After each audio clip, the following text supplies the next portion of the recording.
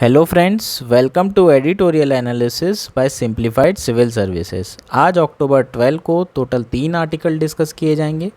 First article जो discuss किया जाएगा वो है UNSC reform is a song in a loop. इसमें यूएनएससी रिफॉर्म की ज़रूरत क्यों पड़ी है, क्या क्या चैलेंजेस हैं, इससे रिलेटेड एक मेंस का क्वेश्चन प्रिपेयर करेंगे।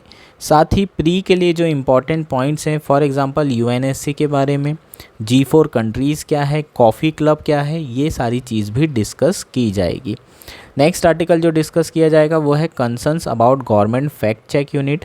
इसमें भी एक मेंस का जो है क्वेश्चन प्रिपेयर करेंगे कि फैक्ट चेक यूनिट कैसे अनकॉन्स्टिट्यूशनल है। और इसके बाद हमारा लास्ट आर्टिकल है जेंडर रियलिटी चेक, जो कि इकोनॉमिक्स फील्ड में नोबेल प्राइज़ मिला है उसके ऊपर है। काफ़ी इंपॉर्टेंट आर्टिकल है, तीनों आर्टिकल अच्छे से डिस्कस करेंगे। साथ ही अगर आप लोगों को हमारा कंटेंट पसंद आ रहा है तो प्लीज़ आप लोग लाइक करिए, शेयर करिए और सब्सक्राइब करिए।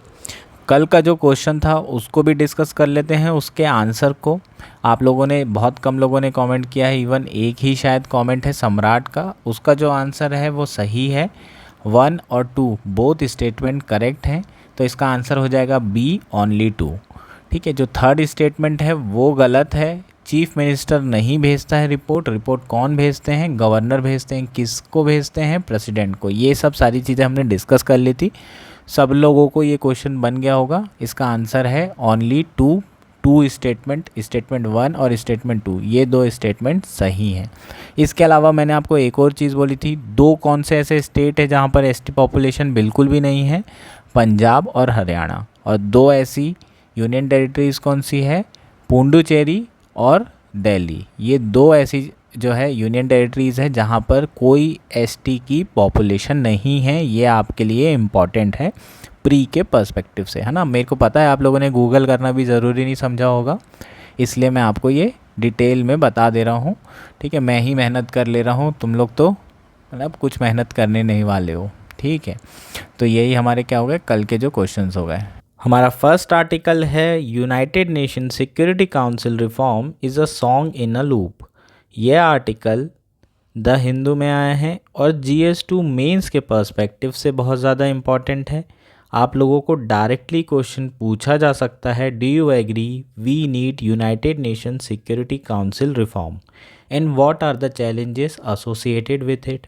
इस तरह का क्वेश्चन आपको पूछा जा सकता है, जो इस आर्टिकल के थ्रू हम एड्रेस करने की कोशिश करेंगे। प्रीलिम्स पर्सपेक्टिव से अगर हम बात करें तो G4 एंड कॉफ़ी क्लब के बारे में आपको पूछा जा सकता है। ये दोनों इसी से रिलेटेड हैं और ये प्री में अभी तक नहीं आया है, काफ़ी समय से पेंडिंग है। तो G4 कंट्रीज़ कौन सी है, कॉफ़ी क्लब कंट्रीज़ कौन सी है, इन दोनों के बारे में बातचीत की जाएगी और प्रीलिम्स का जो पर्सपेक्टिव है वो भी कवर किया जाएगा। अब बात करते हैं यूनाइटेड नेशन सिक्योरिटी काउंसिल के बारे में। तो यूनाइटेड नेशन सिक्योरिटी काउंसिल कब इस्टेब्लिश की गई थी? 1945 में। किसके द्वारा? यूनाइटेड नेशन चार्टर के द्वारा हमने इसे इस्टेब्लिश किया था। ये one of the 6 principal organ of United Nation है, मतलब 6 टोटल प्रिंसिपल ऑर्गेनाइजेशन है, उसमें से एक प्रिंसिपल ऑर्गेनाइजेशन कौन सा है? United Nation Security council. और कौन कौन से 5 हैं वो आप लोग बताएंगे। नेक्स्ट, इसका जो प्राइमरी रिस्पॉन्सिबिलिटी है is to work to maintain international peace and security. क्या करना है? इसका मेन जो एम है, जो ऑब्जेक्टिव है वो है maintain international peace and security. Headquarter कहाँ है? न्यूयॉर्क में। इसमें टोटल कितने मेंबर्स हैं? टोटल 15 मेंबर्स कंट्री हैं। 5 मेंबर परमानेंट मेंबर्स हैं और 10 मेंबर टेम्प्ररी मेंबर होते हैं, जो कि हर 2 साल में इलेक्टेड होते हैं। तो हर 2 साल में इलेक्ट किए जाते हैं। Recently India 8th time temporary member बना था। 2021 से 2022 2 साल के लिए जो है रिसेंटली इंडिया 8th टाइम जो है इलेक्ट हुआ था यूनाइटेड नेशन सिक्योरिटी काउंसिल में एज अ टेम्प्ररी मेंबर। जो परमानेंट मेंबर होते हैं उनके पास वीटो होता है, वो किसी भी रिजोल्यूशन को या डिसीज़न को यूनाइटेड नेशन जनरल असेंबली के उसको वीटो कर सकते हैं, उसे पास होने से रोक सकते हैं। ये 5 मेंबर्स कौन कौन से हैं? पहला है US, दूसरा है UK, थर्ड है चाइना, फोर्थ है रशिया और फिफ्थ है फ्रांस।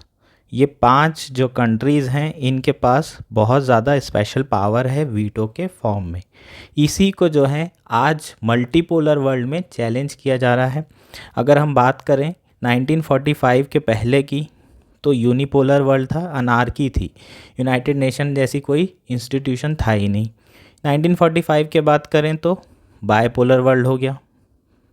बायपोलर का मतलब 2 पोल में डिवाइड हो गया। 2 पोल कौन कौन से थे? यूएस और यूएसएसआर।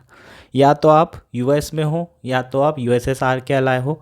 इंडिया ने थर्ड पाथ चूज़ किया था नॉन अलाइनमेंट मूवमेंट के थ्रू, और ऐसी बहुत सारी जो छोटी कंट्रीज़ हैं उन्होंने थर्ड पाथ को चूज़ किया था, जिसके कारण उन्हें थर्ड वर्ल्ड कंट्रीज़ कहा जा रहा था। 1992 के बाद से 1991 के बाद से यूएसएसआर क्या हो गया? डिसइंटीग्रेट हो गया और अगेन यूनिपोलर वर्ल्ड बन गया। लेकिन 21वीं सेंचुरी में अगर हम बात करें, अभी रिसेंट की बात करें, तो दुनिया को एज अ मल्टीपोलर वर्ल्ड माना जाता है। मतलब अलग अलग पोल बन चुके हैं। बहुत सारी इमर्जिंग कंट्रीज़ है, for example India, Brazil, Argentina, ये एक अपने खुद का पोल, इनका खुद का पोल बन चुका है इमर्जिंग कंट्रीज़ का। उसके बाद ग्लोबल साउथ हो गए, ये भी एक पावर सेंटर की तरह काम कर रहे हैं। ईयू हो गया, ये एक पावर सेंटर है। रशिया एक पावर सेंटर है। राइज ऑफ चाइना भी एक पावर सेंटर है। तो इस तरीके से अब जो पावर है वो मल्टीपल पोल्स में डिवाइड हो चुकी है। इसलिए जो अभी वर्ल्ड है वो मल्टीपोलर वर्ल्ड है। और जो यूनाइटेड नेशन है, सिक्योरिटी काउंसिल, वो आज की जो रियलिटी है उसको रिफ्लेक्ट नहीं कर रहा है। ये आर्टिकल में हम लोग डिस्कशन करेंगे। ये बेसिक हमारा क्या हो गया? बैकग्राउंड हो गया। अब बात करते हैं आर्टिकल की।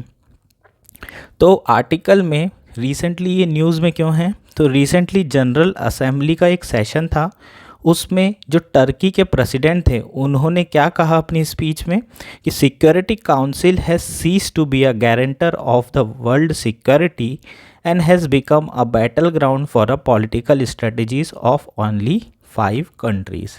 इसका मतलब क्या है कि अब जो सिक्योरिटी काउंसिल है वो वर्ल्ड सिक्योरिटी का गारंटर नहीं रहा, जबकि 5 जो परमानेंट कंट्रीज़ हैं उनकी पॉलिटिकल स्ट्रेटजी और पॉलिटिक्स करने का प्लेटफॉर्म बन चुका है। ऐसा उन्होंने अपनी जो रिसेंटली जनरल असेंबली की स्पीच थी उसमें डायरेक्टली ये बात कही। जो जनरल सेक्रेटरी हैं यूनाइटेड नेशन के, उन्होंने भी क्या कहा? The world has changed. Our institution have not. We cannot effectively address problem as they are if the institution do not reflect the world as it is. Instead of solving the problem, they risk becoming part of problem. हमारा जो world है वो बदल चुका है, लेकिन जो institution है वो आज की रियलिटी रिफ्लेक्ट नहीं कर रहा है। ये बात किसने कही? यूनाइटेड नेशन जनरल सेक्रेटरी ने कही। तो ये सब सारे इश्यूज़ क्या वो कह रहे हैं? ये कह रहे हैं कि हमें रिफ़ॉर्म करने की ज़रूरत है। अब बात करते हैं कि एक्चुअल में रिफ़ॉर्म करने की ज़रूरत क्यों है, उसकी नीड क्यों है। तो जो फर्स्ट पॉइंट है, पहली बात उसकी करते हैं। जब यूनाइटेड नेशन फाउंडेड हुआ था 1945 में, तो टोटल काउंसिल में 11 मेंबर थे। मतलब इनिशियली 11 मेंबर थे और यूनाइटेड नेशन में कितने थे टोटल? 51।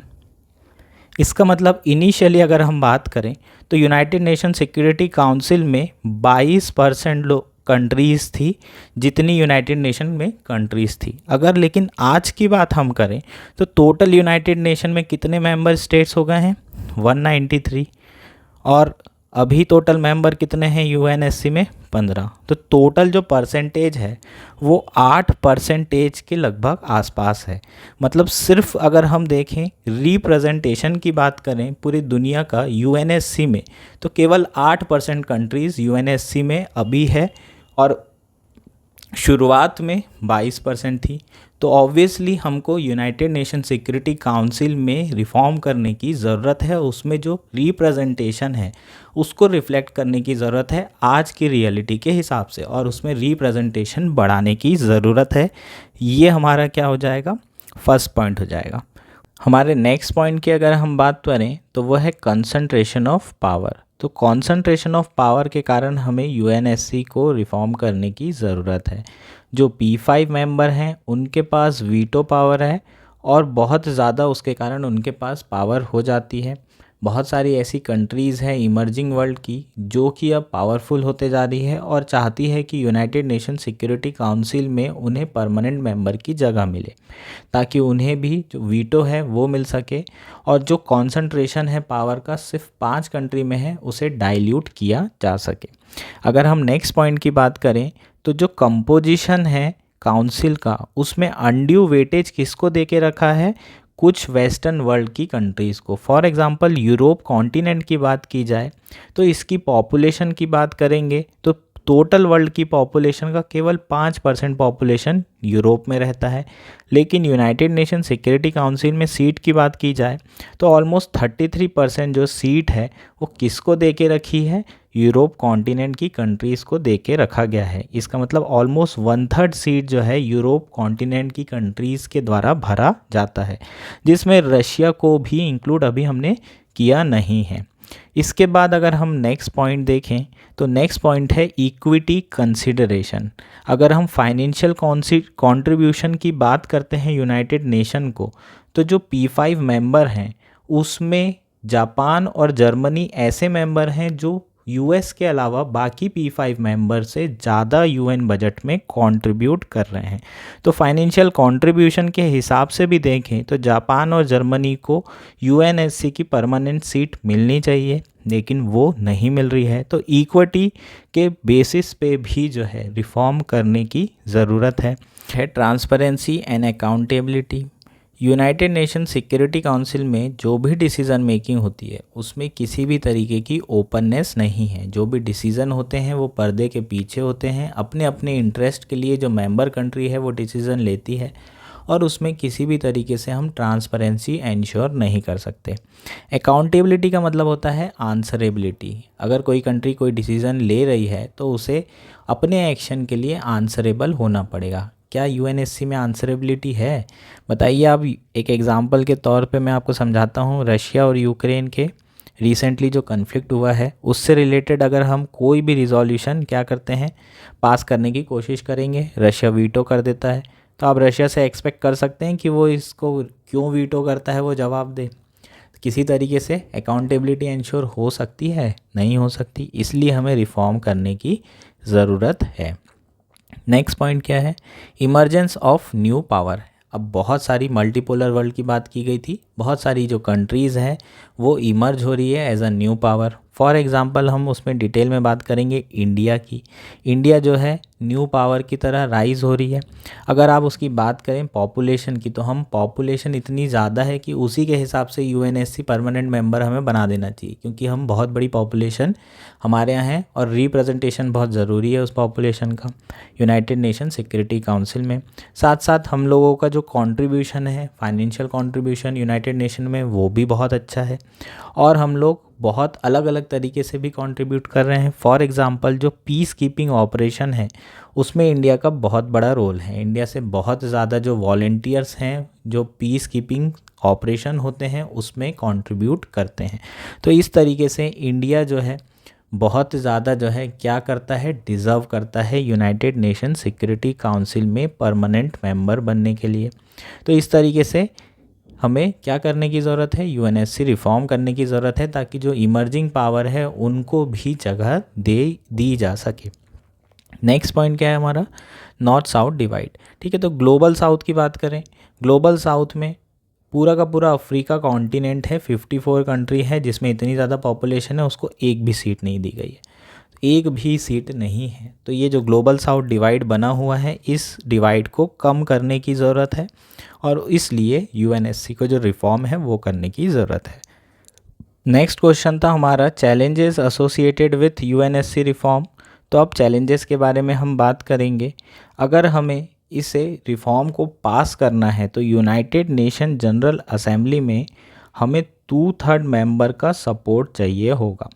2/3 मेंबर का सपोर्ट मींस 2/3 मेंबर एक तो क्या करें, वोटिंग करें इन फेवर में। इसका मतलब 129 कंट्री 193 कंट्री में से कोई भी जो रिफॉर्म से रिलेटेड रिजोल्यूशन होगा उसको सपोर्ट करे, उसके फेवर में वोटिंग करे और उसके बाद उसे रेटिफाई भी करना ज़रूरी है। रेटिफिकेशन का मतलब है जो कि उनकी जो पार्लियामेंट है वहाँ पर उसे पास कराना ज़रूरी है। इंडिया में जनरली जो कैबिनेट होती है वो रेटिफाई करती है, लेकिन बहुत सारी कंट्रीज़ हैं, फॉर एग्जांपल यूएस, जहाँ पर सीनेट हाउस में उन्हें पास कराना पड़ता है कोई भी रिजोल्यूशन को।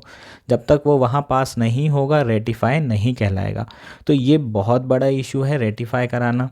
और उसके बाद कोई भी कंट्री जो P5 मेंबर हैं, अगर वो कोई भी P5 मेंबर इसे वीटो कर देते हैं इस रिजोल्यूशन को, तो ये रिजोल्यूशन वहीं खारिज हो जाएगा, वहीं ख़त्म हो जाएगा, अल्ट्रा वायर्स हो जाएगा।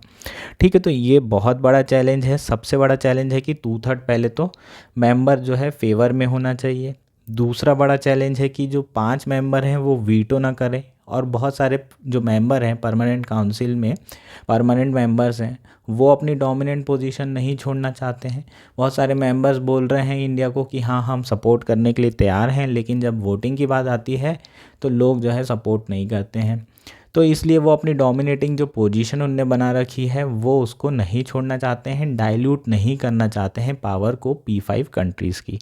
तो ये जो सेकंड वाला इशू हो जाएगा वीटो का हो जाएगा। और थर्ड वाला जो इशू होगा वो होगा रेटिफिकेशन का। खासकर यूएस जैसे सीनेट में, जहाँ पर पास कराना रेटिफिकेशन इतना आसान नहीं है, वहाँ पर जो है थर्ड स्टेज वाला जो चैलेंज होगा वो रेटिफिकेशन वाला हो जाएगा। नेक्स्ट अगर हम बात करें तो बहुत सारी ऐसी कंट्रीज़ हैं जो स्मॉल कंट्रीज़ हैं और उनको लगता है कि यूनाइटेड नेशन रिफॉर्म का कोई फ़ायदा नहीं है, यूएनएससी रिफॉर्म का। क्यों? क्योंकि उनकी लाइफ कुछ भी नहीं बदल रही है। वो सिर्फ टेम्परेरी सीट के लिए फ़ाइट कर रहे हैं। उन्हें परमानेंट सीट्स के बढ़ाने से ना कोई फ़ायदा है ना नुकसान, क्योंकि वो ये जानते हैं कि वो उन्हें सीट्स कभी नहीं मिलेगी। तो बहुत सारे स्मॉल स्टेट हैं वो चाहते हैं कि टेम्परेरी सीट्स बढ़ाई जाए। तो अभी तक बहुत सारे नेशन में कंसेंसस ही नहीं है कि यूनाइटेड नेशन सिक्योरिटी रिफॉर्म किस तरीके से होना चाहिए। परमानेंट सीट्स को बढ़ाना चाहिए या फिर टेम्पररी सीट्स को बढ़ाना चाहिए या फिर दोनों को बढ़ाना चाहिए। तो अभी इसमें कंसेंसस नहीं बना है और यही सबसे बड़ा चैलेंज भी है। तो स्मॉल नेशंस क्या चाहते हैं? टेम्पररी सीट्स बढ़ाई जाए। उसके बाद बहुत सारे मीडियम साइज़ और लार्ज जो कंट्रीज़ हैं वो क्या चाहती है? वो ये चाहती है अगर उनको जगह नहीं मिल रही है तो उनके राइवल को भी जगह ना मिले परमानेंट सीट में। ठीक है, परमानेंट मेंबर्स में। फॉर एग्जांपल अगर मैं बात करूं इंडिया का, तो इंडिया के अगेंस्ट में पाकिस्तान है। पाकिस्तान नहीं चाहता कि इंडिया को परमानेंट मेंबर की सीट मिल जाए, नहीं तो एशिया में जो बैलेंस ऑफ पावर है वो किसके तरफ शिफ्ट होगा? इंडिया के तरफ। और चाइना भी यही चाहता है कि इंडिया को सीट ना मिले, और वो हो सकता है कि अगर ऐसे रिफॉर्म प्रोसेस अगर आए और ऐसा कोई रिजोल्यूशन आए तो चाइना उसे वीटो कर दे। अगर हम बाकी कंट्रीज़ की बात करें, जैसे कि G4 कंट्री जो चाहती है परमानेंट सीट, वो कौन कौन सी कंट्रीज़ हैं? India, Brazil, Germany and Japan.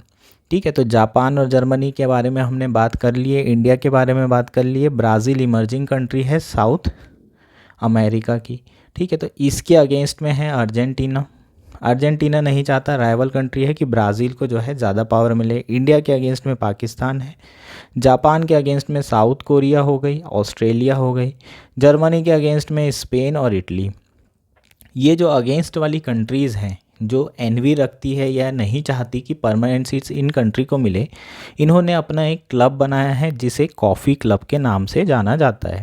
उस कंट्रीज़ में जो कॉफ़ी क्लब है वो भी क्या चाहते हैं कि परमानेंट मेंबर ना बढ़े, सिर्फ टेम्परेरी मेंबर्स की सीट बढ़ाई जाए। इटली हो गया, इटली हो गया, जापान हो गया, ऑस्ट्रेलिया हो गया, साउथ कोरिया, अर्जेंटीना और पाकिस्तान। ये सारी जो कंट्रीज़ हैं वो कॉफ़ी क्लब में हैं और इनको यूनाइटिंग फॉर कंसेंसस भी कहा जाता है। ये आपके प्रीलिम्स के पर्सपेक्टिव से बहुत ज़्यादा इम्पॉर्टेंट है, इसको अच्छे से याद रखने की ज़रूरत है। कॉफ़ी क्लब में कौन कौन सी कंट्री है और G4 कंट्रीज़ कौन कौन सी है जो परमानेंट सिक्योरिटी काउंसिल में सीट्स चाहती हैं और रिफॉर्म चाहती हैं। उसके बाद जो थर्ड कंट्रीज़ हैं, है ना। बहुत सारी ऐसी कंट्री हैं जो ये चाहती हैं कि ऐसा हो जाए कि एक सेमी परमानेंट जो है सीट का मेंबर्स होना चाहिए, मतलब परमानेंट मेंबर ना रहें लेकिन सेमी परमानेंट रहें। सेमी परमानेंट मेंबर का मतलब ये होगा कि इसमें 10 साल तक के कम से कम इलेक्ट हो सकते हैं। जैसे एक में सिर्फ 2 साल है, एक में हमेशा के लिए इलेक्टेड हैं, तो एक सेमी परमानेंट मेंबर जो है कैटेगरी क्या की जाए, क्रिएट की जाए, जिसमें 10 साल तक के या 15 साल तक के जो मेंबर्स होंगे वो इलेक्टेड होंगे, हालांकि उन्हें वीटो नहीं दिया जाएगा। इस पर्टिकुलर जो प्रपोज़ल है इसको कोई भी सपोर्ट नहीं कर रहा है, बहुत कम कंट्रीज़ है जो इसके सपोर्ट में है। तो ये सब सारी चीज़ें क्या हो जाएगी, चैलेंजेस हो जाएंगे। अब कंक्लूजन की अगर हम बात करें तो कंक्लूजन में आप लिख सकते हैं कि जब तक कि United Nation Security Council reform नहीं होगी वो पावरलेस रहेगी, टूथलेस रहेगी। और इसको जस्टिफाई करने के लिए आप एग्जांपल भी दे सकते हैं रीसेंट यूक्रेन रशिया वॉर। ठीक है, मेन पर्पस क्या है यूएनएससी का, हमने जो शुरू में बात की थी, टू मेंटेन पीस। पर हो पा रहा है क्या maintain piece Ukraine Russia war में? नहीं। Russia as a P5 member क्या कर रहा है, वीटो कर देता है कोई भी रिजोल्यूशन लाओ तो। इसलिए यूएनएससी को रिफॉर्म करने की ज़रूरत है। दैट्स इट, ये हमारा कंक्लूजन हो जाएगा। होपफुली ये आर्टिकल आपको समझ में आ गया है पूरी तरीके से। नेक्स्ट आर्टिकल है concerns about government fact check unit. यह आर्टिकल द हिंदू में आया है और GS2 GS3 के पर्सपेक्टिव से इम्पॉर्टेंट है मेंस के लिए। प्री के पर्सपेक्टिव से एक टर्म आएगा सेफ हार्बर, इसको आपको समझने की ज़रूरत है। आपको डायरेक्टली प्री में पूछा जा सकता है कि बताइए safe harbour recently in the news वो क्या है, वो सारी चीज़ों के बारे में हम बातचीत करेंगे। रिसेंटली गवर्नमेंट ने क्या किया है, गवर्नमेंट ने information technology intermediary guidelines and digital media ethics code amendment rules 2023 introduce किया है। उस रूल्स में फैक्ट चेक यूनिट बनाने की बात की गई है, जिसका मेन पर्पस क्या है, टू आइडेंटिफाई फेक और फॉल्स और misleading online content related to business of the central government and demand its removal. अगर आपको याद हो PIB फैक्ट चेक यूनिट एक ऑलरेडी है, जिसमें PIB क्या करता है, कोई भी ऐसा कंटेंट है जो कि गलत है, फेक है, तो वो उसे बताता है। उसके बावजूद जो है सरकार ने क्या किया है, एक फैक्ट चेक यूनिट बनाई है अलग से IT रूल्स 2023 के अंदर। इसका पर्पस क्या है, इसका पर्पस है आइडेंटिफाई करना जो भी फेक न्यूज़ है, फॉल्स न्यूज़ है या फिर कोई मिसलीडिंग ऑनलाइन कंटेंट है, उसको सबसे पहले ये आइडेंटिफाई करेगा और फिर जो इंटरमीडियरीज़ है जिस प्लेटफॉर्म में ये सारी न्यूज़ फैलाई जा रही है, उस प्लेटफॉर्म को इसे रिमूव करने के लिए कहेगा। तो बेसिकली आइडेंटिफिकेशन करना एंड देन रिमूवल कराना, ये क्या है, फैक्ट चेक यूनिट का काम है। इसी प्रोविज़न को बहुत सारे लोगों ने पेटिशन दायर की और इसे चैलेंज किया बॉम्बे हाई कोर्ट ने। वहाँ पर हीयरिंग कंप्लीट हो चुकी है और बॉम्बे हाई कोर्ट ने अपनी जो वर्डिक्ट है उसे रिजर्व करके रख लिया है। इसमें डिटेल में बातचीत करेंगे जब फाइनल वर्डिक्ट आ जाएगी। अभी हम लोग समझ लेते हैं बेसिक चीज़ें कि बेसिकली अमेंडमेंट क्या कह रहा था और आखिर चैलेंज क्यों किया गया, क्या रीजंस थे, क्या क्या वायलेशन थे, कॉन्स्टिट्यूशनलिटी क्यों चेक की गई, ये सारी चीज़ों के बारे में थोड़ा बहुत समझ लेते हैं। रिसेंटली जो IT रूल्स 2021 हैं उसमें जो अमेंडमेंट करके 2023 रूल्स लेके आए हैं उनके बारे में थोड़ा डिटेल में बात करते हैं। उसमें इंटरमीडियरीज़ को एक्स्ट्रा रिस्पॉन्सिबिलिटी दी गई है। क्या रिस्पॉन्सिबिलिटी दी गई है, पहले तो इंटरमीडियरीज़ मतलब सोशल मीडिया प्लेटफॉर्म जिसके थ्रू आप अपना कम्युनिकेशन करते हैं, फॉर एग्जांपल व्हाट्सएप हो गया, टेलीग्राम हो गया, ट्विटर हो गया, और भी जितने भी सोशल मीडिया प्लेटफॉर्म हैं उन्हें इंटरमीडियरीज़ कहा जाता है। उनके ऊपर एक्स्ट्रा रिस्पॉन्सिबिलिटी क्या है, they are now under an obligation to make reasonable effort to ensure that user do not host, display, upload, modify, publish, transmit, store, update or share any information which is identified as a fake or false or misleading by a fact check unit of the central government in respect of any business of the central government। तो basically ये क्या कह रहा है कि intermediaries को ऐसी कोई भी इंफॉर्मेशन जो फैक्ट चेक यूनिट ने क्या कही हो कि ये फेक है, मिसलीडिंग है, उसे तुरंत के तुरंत रिमूव करना पड़ेगा और ऐसी कोई भी information display, upload, modify, publish या ट्रांसमिट करने से रोकना होगा। अगर वो ऐसा नहीं करता है तो उसका जो सेफ हार्बर प्रोटेक्शन है वो उसे लूज़ कर जाएगा। सेफ़ हार्बर प्रोटेक्शन होता क्या है, ये आपके प्री के लिए बहुत इंपॉर्टेंट है।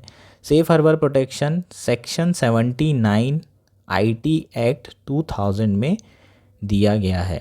किनको दिया गया है? इंटरमीडियरीज़ को दिया गया है। इंटरमीडियरीज़ को ये प्रोटेक्शन क्यों दिया गया है? क्योंकि अगर आप कुछ भी यूज़ कर रहे हैं, कुछ भी ऐसी चीज़ कर रहे हैं जो गलत है, जो मान लीजिए आपने फेक न्यूज़ जो है फैलाया और बहुत, या फिर ऐसी कुछ चीज़ें लिखी जिससे राइट्स हो गए, तो इंटरमीडियरीज उसके लिए रिस्पॉन्सिबल नहीं होगा, उसके अगेंस्ट कोई केस नहीं किया जाएगा। सिर्फ केस किसके अगेंस्ट होगा? जो गलत यूज़र हैं, जो गलत कर रहे हैं, सिर्फ उनके अगेंस्ट केस किया जा सकता है। इसी प्रोटेक्शन को सेफ हार्बर प्रोटेक्शन कहा गया है और ये आपके प्री के पर्सपेक्टिव से बहुत इंपॉर्टेंट है। ठीक है, ये क्या करता है? It exempt intermediaries from liability for any third party information made available और होस्टेड बाय देम। अगर वो कोई भी इंफॉर्मेशन देता है उसके लिए लायबल कौन नहीं होगा? इंटरमीडियरीज नहीं होंगे, चाहे वो इन्फॉर्मेशन सही हो या गलत हो। ठीक है, तो ये बेसिकली क्या है? सेफ हार्बर प्रोटेक्शन है और ये आपके लिए बहुत ज़रूरी है। ठीक, अब बात करते हैं कि ये जो प्रोविजंस हैं ये अनकॉन्स्टिट्यूशनल क्यों हैं, जो आर्गूमेंट्स दिए गए हैं इस आर्टिकल में उनकी बात कर लेते हैं। पहला तो it's a violation of article 14। Fact check unit सिर्फ सेंट्रल गवर्नमेंट के लिए करेगी, बाकी जो फेक न्यूज़ है उसके लिए कौन करेगा? तो बेसिकली क्या है, ये वायलेशन है आर्टिकल 14 का। दूसरा है impacted of freedom of speech under article 19। मान लीजिए कि कोई एडिटोरियल लिखा, मैंने ही लिख दिया मान लीजिए कोई एडिटोरियल, और उसमें बोल दिया कि जीडीपी क्या है, जीडीपी इंडिया की 5.5 से ज़्यादा नहीं होना चाहिए। 7 आई है सेंट्रल गवर्नमेंट का जो डेटा है, लेकिन मेरा डेटा के हिसाब से 5.5% है। तो क्या ये जो डेटा होगा, ये फैक्ट चेक यूनिट ने अगर इसे फॉल्स करार दे दिया तो फिर ये डेटा को रिमूव करना पड़ेगा। क्या ये न्यूज़ फेक न्यूज़ हो जाएगी? तो फिर क्रिटिसिज्म तो आप कर ही नहीं सकते सरकार का। तो बेसिकली जो फ्रीडम ऑफ स्पीच होगी वो क्या होगी, इससे इम्पैक्ट होगी और अंडर 19 आर्टिकल का ये क्या हो जाएगा? वायलेशन हो जाएगा। थर्ड पॉइंट की बात करें तो against article 50 and doctrine of separation of power. Basically government क्या कर रही है? खुद ही एग्जीक्यूटिव है और खुद ही जज बन के बैठी है। फैक्ट चेक भी ये खुद ही कर रहे हैं कि कौन सी न्यूज़ सही है इनके लिए और कौन सी न्यूज़ जो है गलत है। तो ये तो गलत है, ये तो सेपरेशन ऑफ पावर जो डॉक्ट्रिन है उसके अगेंस्ट में, तो ये बेसिकली अनकॉन्स्टिट्यूशनल हो जाएगा। और चौथा अगर हम बात करें, no provision in rules related to aggrieved intermediaries to defend justify the flag content. ऐसे कोई प्रोविजंस नहीं है रूल में जो कि इंटरमीडियरीज़ को डिफेंड कर सके, जहाँ पर जिस प्लेटफॉर्म में जाके कि भाई हमारे जो कंटेंट है वो गलत नहीं है। एक बार फैक्ट चेक यूनिट ने बोल दिया कि ये फेक है तो ये फेक हो जाएगा, उसको डिफेंड करने का मौका नहीं मिल रहा है, और जो कि प्रिंसिपल ऑफ नेचुरल जस्टिस के अगेंस्ट है। तो ये जो 4 पॉइंट है, ये पॉइंट इस आर्टिकल में दिए हैं कि ये क्यों कॉन्स्टिट्यूशनल नहीं है। अब जब वर्डिक्ट आएगी तब पता चलेगा कि कॉन्स्टिट्यूशनल है या नहीं है। तो ये बेसिकली हमारा क्या हो गया? आर्टिकल हो गया। हमारा आज का लास्ट आर्टिकल है जेंडर रियलिटी चेक। यह आर्टिकल इंडियन एक्सप्रेस में आया है। GS 1 के पर्सपेक्टिव से बहुत इंपॉर्टेंट है। वुमेन एम्पावरमेंट से रिलेटेड क्वेश्चंस पूछे जाएंगे, आपको इससे रिलेटेड जो भी यहाँ डेटा मिलेगा आपको लिखना होगा। GS 3 के पर्सपेक्टिव से भी इम्पॉर्टेंट है। बेसिकली ये आर्टिकल है किस बारे में? रिसेंटली नोबल प्राइज़ जो है अनाउंस किए गए हैं। इकोनॉमिक्स फील्ड में भी नोबल प्राइज़ अनाउंस किया है, जो कि एक महिला को मिला है जिनका नाम है क्लॉडिया गोल्डिन्स। ये नाम आपको याद रखना है। UPSC के अलावा जितने भी एग्ज़ाम होंगे उसमें ये नाम डायरेक्टली आपको पूछा जा सकता है, जितने भी छोटे छोटे एग्ज़ाम होंगे। बेसिकली ये जो एक प्राइज़ है नोबल प्राइज़, वो दिया क्यों गया है?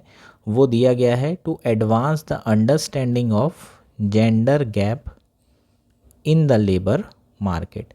जो लेबर मार्केट है उसमें किस तरीके से जेंडर गैप अभी भी बना हुआ है, in terms of women labour force participation, in terms of wages, इन सारी चीज़ों की बातचीत की गई है इस आर्टिकल में।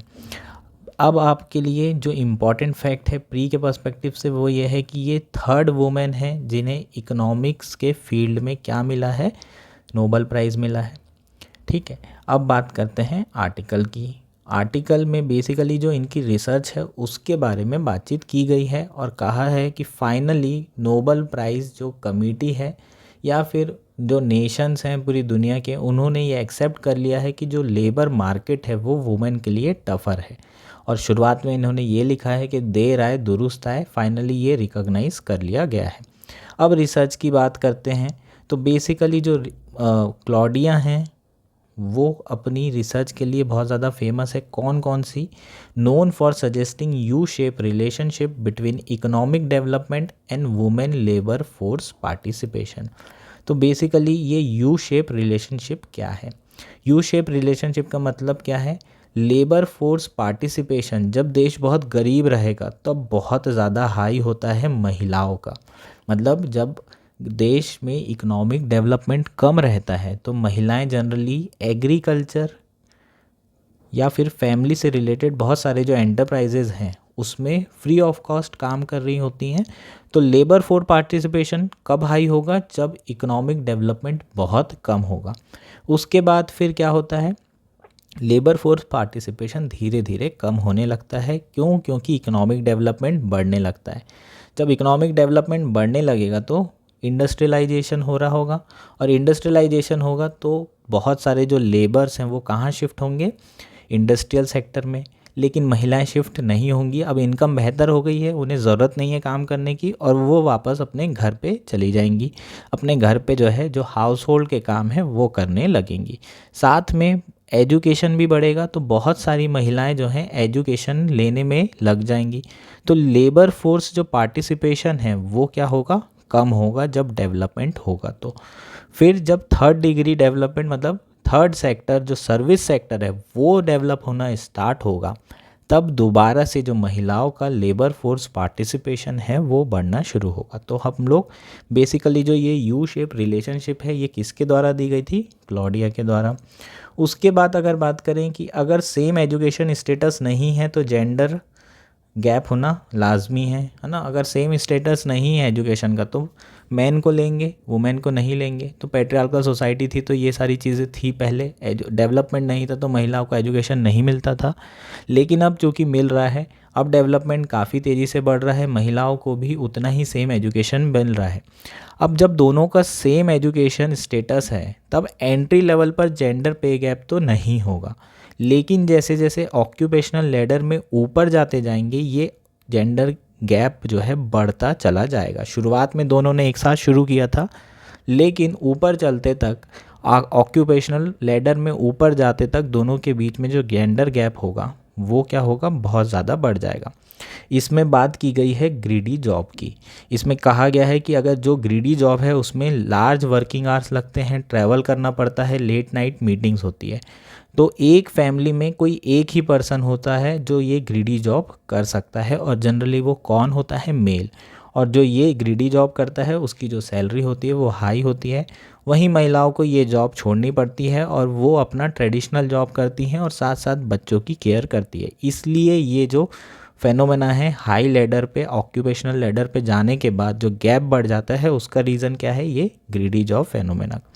थर्ड इसमें बातचीत की गई है जो कॉन्ट्रासेप्टिव पिल्स है उसका बहुत बड़ा रोल है कायमी मैरिज की जो एज है वो रेस करने में। ये सारी रिसर्च यूएस में हुई है।